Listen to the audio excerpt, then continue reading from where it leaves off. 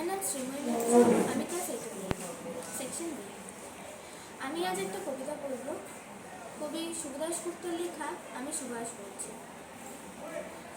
তোমার পাথরে দিয়েছি মালা, এত মালা, এত ফুল, তুমি ঢাকা পড়ে গেছো। তুমি পাথর না হলে রাগ করতে। 56 বছর আগে এক মধ্যরাতে এলগিন রোডের 3 তলার ঘরে আলো জ্বলছিল। চাদর গায়ের ছায়ামূর্তি পায়চারি করছিল অবিরাম।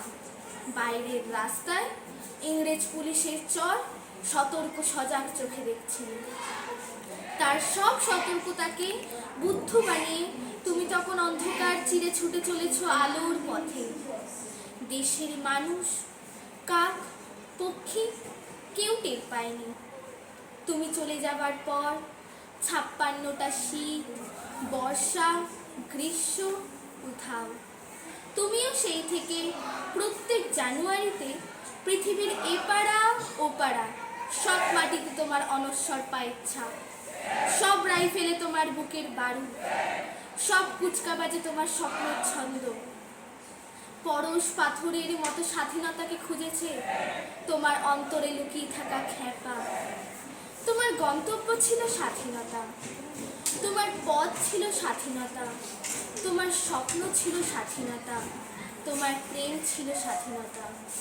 তুমি রক্ত চেয়েছিলে স্বাধীনতার জন্য, তাই তুমি একটা পাথর। যারা স্বাধীনতার আড়ালে চেয়েছিল গদি, চেয়েছিল সিংহাসন, ইংরেজদের ছেড়ে যাওয়া লুটের রাজ্যপাট, তারা রইল সুখে। ভারতবর্ষের টাকায় তাদের সুখ, তোমার নয়। ভারতবর্ষের অফিস আদালতে তাদের ছবি, তোমার নয়। ভারতবর্ষের সংবিধানে তাদের শৈশবু, তোমার নয়।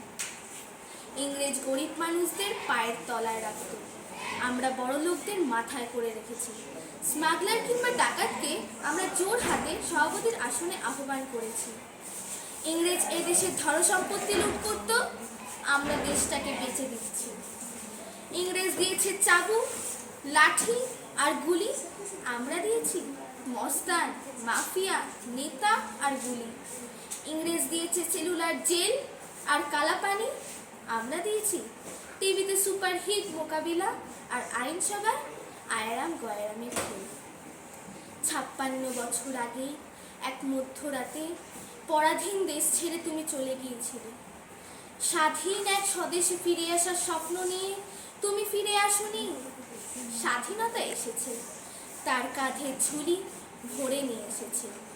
ভোট নামক রাজস্বযোগ্য, গণতন্ত্র নামক চিরায়তবাদ সন্ন্যায়, প্রগতি নামক লোক ঠকানো স্ট্যাটিস্টিক্স, সংহতি নামক বিস্ফোরণের চুরমার, ঐতিহ্য নামক মন্দির মসজিদের ঝগড়া, আর সমুদ্র হিমাচল ভরিয়ে দেওয়া ভাষণ ভাষণ ভাষণ।